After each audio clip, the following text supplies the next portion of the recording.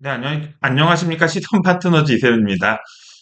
우리 설 연휴가 막 끝났습니다. 설 연휴 마치고 이번 주 복귀해서 다들 바쁘게, 일상을 소화하고 계신 것 같아요. 저희도, 설 연휴 이후에 우리 소상공인 중소기업들이 이 연휴가 길면 소상공인 중소기업들은 유동성, 매출, 현금 입금은 없는데 고정비는 나가야 되는 환경들이 되다 보니까 자금 수요, 운전 자금에 대한 수요가 상당합니다. 그 관련된 상품도 좀 있었고요. 병의원들의 가족법인 혹은 MSO 법인 활용에 대한 문의도 상당했습니다. 다만 그 작년 이맘때도 사실 그랬거든요. 연예인들 가족법인이 문제가 되는 사례들이 뉴스에서 계속 특필되면서 우리도 좀 조심해야 되는 거 아니냐? 우리가 이제 가족법인이나 MSO를 세팅할 때, 좀 주의해야 될 점이 있지 않겠냐? 이렇게 좀, 어, 문의를 주시는 원장님들이 계셔서 주의사항들을 조금 우리 앞에서 있었던 연예인들 사례들 등등을, 좀 타산지석 삼아 볼까 합니다.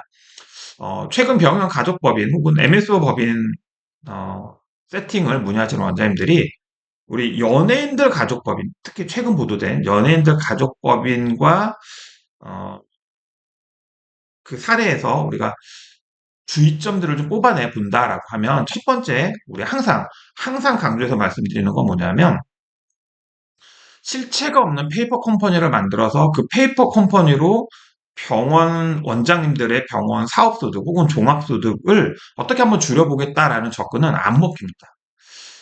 어렵습니다. 이거는 최근에 보도된 연예인들의 가족법인 이슈뿐 아니라 국세청에서 주기적으로 나오는 세무조사나 추징 사례들 보면 거의 빠짐없이 나오는 원장님들의 가족법인 MSO 컨설팅 사례들은 실체가 없는 원장님들의 가족법인이 병원에다가 무언가 상품이나 서비스를 가공해서 혹은 허위로 혹은 고가로 납품을 하고 병원은 비용 처리를 하고 가족법인은 그 캐시를 가지고 자산을 취득하는 그런 어, 전략을 짜시고 실행하신 분들. 이건 그냥 어, 절세가 아니라 탈세입니다. 불법이죠. 그래서 실체가 없거나 페이퍼 컴퍼니로 그러니까 거래의 실체, 회사의 실체가 없으면 또 시가 거래가 아닌 가공 거래, 고가 거래로 어, 병원의 세금을 줄일 수 있다는 접근, 그런 목적으로 세우는 가족법인은 사실은 문제가 될 수밖에 없다라는 말씀을 좀 드리고요. 이번에 연예인들 가족법인 이슈에서도 나왔었지만 사실 1인 법인, 가족법인을 설립하는 분들이 항상 염두하셔야 되는 것 중에 하나가 일신 전속성입니다. 일신 전속성. 그러니까 연예인이 TV에 출연해서 받는 돈, 운동선수들이 경기에 나가서 받는 상금을 법인으로 받는다라고 해서 그걸 법인의 수입으로 인정할 수 없다라는 거죠. 그래서 원장님들 같은 경우에도 법인을 만들었지만 원장님들 1인 법인이고 법인이 그 법인의 매출을 만드는데 경제활동 하는데 기여하는 바가 전혀 없고 인적 물적 시설이 없다라고 하면 이거는 결국은 원장님이 번 돈이죠. 원장님이 한 거죠. 이렇게 보기 때문에 법인이 실체를 갖추는 것에 투자를 좀 하셔야 됩니다. 저희가 최근에도 상담하다 보면 원장님들이 소사무실 혹은 집에 혹은 병원 한 칸에 사업자 등록만 먼저 해서 쓰면 안 되냐 이렇게 물어보시는 분들 많아요. 사업자 등록은 나올 수 있겠죠. 하지만 그 상태로 아무 집기 시설이 없는데 일할 수 있는 사람이 없는데 하다못해 외주 생산에 관련된 납품에 관련된 임가공 계약서도 없는데 법인이 뜬금없이 병원에다가 무언가를 납품해서 병원이 비용 처리를 하고 법인은 수익금이 생기는 구조가 나오면 의심을 살 수밖에 없겠죠. 그래서 가족법인이 문제가 되는 것들에 대해서 사전 예방을 하고 싶다라고 하면 어, 거래와 회사의 실체를 갖추는데 시간과 비용 투자를 하셔야 됩니다. 이걸 꼭 먼저 말씀드리고 싶었습니다. 관련해서 두 번째 이슈는 뭐냐면요. 특히 병원들은 고민하셔야 되는 게 우리가 병원에 우리 가족법인, MSO 법인이 무언가를 상품이나 서비스를 납품한다라고 하면 물론 이제 뭐 A4 용지나 볼펜을 사서 납품할 수도 있겠지만 병원의 유의미한 거래 품목 혹은 볼륨을 만들려고 하면 결국은 의료에 관련된 어떤 것들입니다. 약에 관련된 어떤 것들인 경우들이 많은데요. 이 관련된 법들이 최근 수년 사이에 많이 개정이 됐습니다. 그래서 CSO법이 개정되고 약사법이 개정되면서 원장님 특수관계 법인이 원장님한테 어, 제약, 의약 영업을 할 수 없습니다. 특관자 거래가 금지돼 있다. 이거 하나 기억하실 필요가 있어요. 이건 벌써 24년 12월에 법이 개정 시행돼서 지금 시행 중입니다.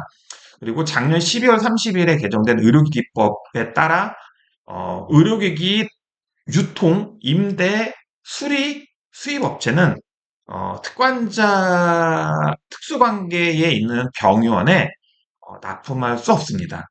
어, 즉 원장님 가족법인을 만들어서 원장님 가족법인이 원장님 병원에 의료기기, 물론 의료기기라는 범위 안에는 각종 소모품, 의료 관련된 소모품부터 집기 시설, 기계, 장비까지 다 포함됩니다. 그래서 의료기기 관련된 신고나 허가를 받는 품목들은 특관자 거래가 되지 않는다. 제조는 물론 가능해요. 하지만 원장님 가족법인이 의료기기를 제조할 일은 흔치 않다 보니까 의료기기 유통, 임대, 수리업은 어, 특수관계 자간 거래가 금지됐기 때문에 어, 이 관련된 내용들도 한번 고민하셔야 됩니다. 특히 이제 의료기기는 보통 의료기기가 1등급부터 4등급까지로 구분을 해서 등급에 맞게 신고, 그러니까 영업을 하기 위해서 사업자 등록을 하기 위해서는 미리 신고 필증이나 허가 필증을 받아야 됩니다.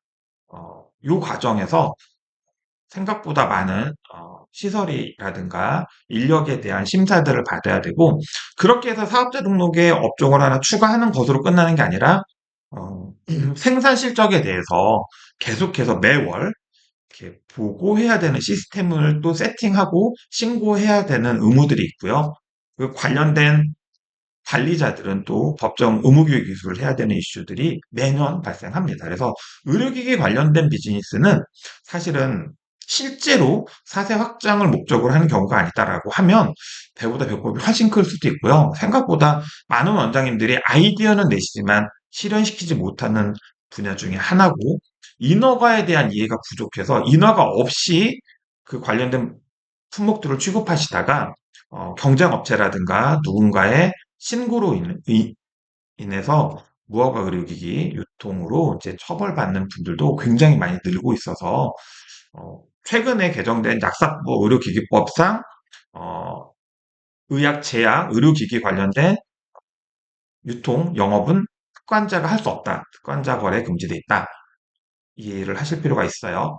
물론 이제 의료기기법 개정은 10월 30일 날 됐고 시행은 27년 10월 31일부터지만 의료기기를 취급하기 위해서 인허가를 받고 생산실적, 납품실적에 대해서 매달 보고해야 되는 프로세스, 그 관련된 비용, 절차들을 생각하신다라고 하면 특관자 거래, 단순히 병원에 세금을 좀 줄여볼 목적으로 활용하시기에는 이제는 실효성이 제가 봤을 때 크지 않다라고 말씀을 드립니다. 그래서 실체가 없는 허위 고가 거래, 이거 거의 요즘엔 다 걸린다라고 보셔야 되고요. 어, 특관자 거래. 대부분 우리 병원과 원장님 가족법인의 거래는 다 특관자 거래죠. 특관자 거래를 할 수 없는 품목이 많이 늘었다. 어, 약사법이 개정됐고 의료기기법이 개정됐고 특히 의료기기를 취급하시려는 분들은 소모품, 단순 의료 관련 소모품부터 장비 시설까지 1에서 4등급으로 구분되어 있는 의료기기 기준에 맞춰서 사전에 신고나 허가를 받아야 되고 사후에 납품 실적, 생산 실적에 대해서 또 식약처에 전부 다 매월 보고를 해야 되는 시스템들이 의무적으로 있기 때문에 이제는 병원의 절세 목적으로 의료기기 유통업을 활용하는 건 쉽지 않아졌다라는 말씀을 드렸습니다. 그리고 최근에 상담했던 원장님들 중에서 이제 우리 가족법인을 활용하려는 이슈의 목적이 가족법인 활용의 목적이 가족 자산을 법인으로 구축하자. 그래서 아직 경제활동을 하기 어려운 자녀들, 경제활동을 통해서 수익 금액을 아주 볼륨 있게 가져가기 어려운 자녀들이 조기에 자산을 취득할 수 있도록 돕기 위해서 가족법인을 만들고 원장님들이 법인에 시드를 넣고 이건 증여가 아니죠. 법인에 시드를 넣고 이 법인이 시드를 운영하고 이 시드로 투자를 해서 자산을 구축하면 아주 자연스러운 상속증여 이슈가 부의 세대 이전 효과를 가져갈 수 있기 때문에 이 투자 목적으로 가족 자산 구축 목적으로 가족법인을 만들고 싶습니다라고 하는 원장님들이 상당히 많고요. 이미 만든 분들도 많습니다. 근데 안타까운 건 뭐냐면 부동산 투자 목적으로 법인을 설립하고 싶다 혹은 했다라고 하시는 원장님들 중에 적지 않은 분들이 유한회사세요. 저희가 왜 유한회사로 하셨어요라고 물어보면 이제 우리 담당해 주시는 분들이 유한회사는 뭐 외감도 피할 수 있고 임원 중임등기도 피할 수 있고 뭐 이렇게 해서 외부 공시되는 내용들을 좀 줄일 수 있다라는 식으로 얘기를 했다라고 하시는데요.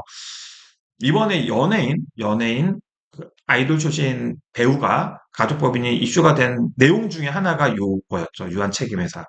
뭐 유한회사와 유한책임회사가 조금 다르긴 하지만 큰 맥락은 같은데요.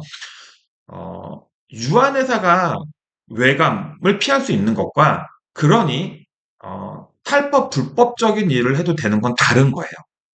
그러니까 유한회사가 외감을 받지 않는다라고 해서 유한회사가 임의로 한테 유리하게 세금 신고를 한다, 거래 내역을 가공한다라는 게 불법이 아니다, 안 걸린다라는 말은 아니다라는 거예요. 그래서 유한회사를 하셔도 외감은 피하지만 과세관청에서 이상징후, 이상거래로 인식이 되면 당연히 조사를 나오고 조사를 나와서 문제가 생기면 추징됩니다.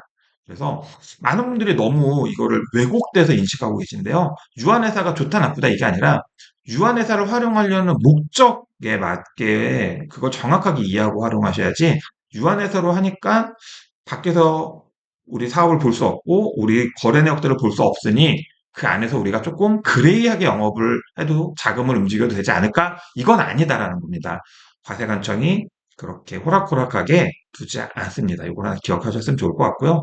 참고로 이제 유한회사로 운영했을 때 장점도 있지만 유한회사는 폐쇄적인 기업 형태이기 때문에 외부에서 자금을 조달하기 어렵다라는 것도 이해하셔야 됩니다. 그래서 자녀들을 중심으로 한 가족법인을 만들어 놓고 이제 외부에서 차입금을 가져온다거나 투자금을 가지고 와서 비즈니스를 해야 되는 경우다라고 하면 유한에서는 굉장히 불리합니다.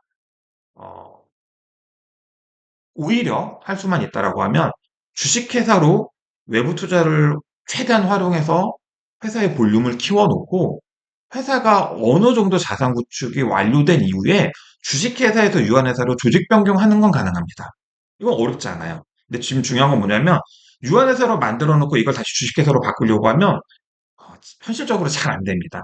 법원에서 이 관련된 것들에 대해서 다 살피고 판결을 받아야 되는데 이 가이드라인을 유한회사라는 허술한 구조가 물론 이제 모든 유한회사가 그런 건 아니지만 처음에 유한회사를 만든 이유 자체가 조금 더 루즈하게 조금 더 규제를 피해서 폐쇄적으로 운영하시려고 하는 분들이 많다 보니까 유한회사를 만들어 놓고 나중에 필요해서 유한회사를 주식회사로 조직 변경하는 건 현실적으로 거의 불가능한 일이라 유한회사를 활용하려는 목적과 유한회사의 장점들 그리고 주식회사의 장점들을 정확하게 좀 이해하셔서 의사결정을 하셔야지 내가 앞으로 부동산을 살 계획이 있어. 그러니까 이게 참 재밌어요.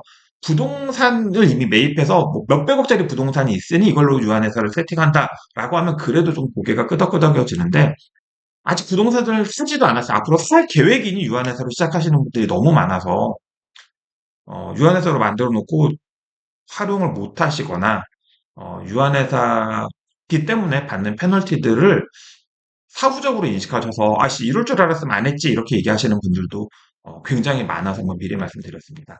앞에 설명드렸던 것처럼 의료기기는 이렇게 등급이 나눠져 있고요. 등급별로 신고 혹은 허가를 사전에 받아야 되는데 저기 소위 말하는 GMP 허가 관련된 이슈를 통과하려면 GMP 인증을 받아야 되는데 시간과 비용이 굉장히 많이 들어갑니다. 앞서 말씀드렸던 것처럼 의료기기나 낙사법 개정된 내용들이 있다라는 말씀도 한번 드렸고요. 최근 원장님들이 특히 우리 뭐 이런 거래 내용에 있어서 우리 특관자 거래 또 의료기기를 활용하는 거래들에 있어서 조심하셔야 되는 것 중에 하나가 이 제보 문화가 굉장히 활성화돼서 원장님들이 의료법 위반 소지가 있다라고 하면 이 측근들 내부자들의 신고로 문제되는 일들이 상당히 많아졌다. 그래서 예전처럼 그냥 좀 마음 편하게 몸 편하게 가족법인을 만들어서 어, 운영하시려고 하시면 큰 코 다칠 수 있다라는 말씀을 좀 드립니다. 가족법인의 수요와 역할이 굉장히 크게 증가하고 있습니다. 이건 사실이고요. 특히 우리 사업을 개인 사업자로밖에 할 수 없는 원장님들 같은 경우에는 특히나 이 사세의 확장이라든가 가족 자산 혹은 절세를 위한 도구로서 가족법인의 수요가 굉장히 늘고 있습니다. 어, 거래를 가공한다거나 고가 거래로 가격을 비정상적인 가격으로 거래를 하는 방식으로 리스크를 키우시기보다는 저희가 늘 말씀드렸지만 대한민국은 중소기업이라는 범위를 정해서 굉장히 많은 정부 지원을 예산을 중소기업들에게 배정해서 운영하고 있습니다. 그 중소기업 중에서도 손에 꼽히게 많은 혜택을 볼 수 있는 게 벤처기업이거든요. 그래서 어차피 법인을 만들 거다라고 하면 그 법인이 벤처기업이 되게 만드셔서 우리가 많이 말씀드렸던 벤처 투자를 활용한 소득공제라든가 벤처 창업 감면이라든가 각종 지원금이나 지원 사업들 혹은 홍보 마케팅의 장점들을 어, 가족법인으로 원장님들의 가족법인 혹은 MS로 누릴 수 있었으면 좋겠습니다. 제가 준비한 영상은 여기까지고요. 원장님들 가족법인 설립과 운영에 관련해서 열심히 상담하고 있습니다. 많이 문의 주시고요. 구독과 좋아요도 부탁드리도록 하겠습니다. 감사합니다.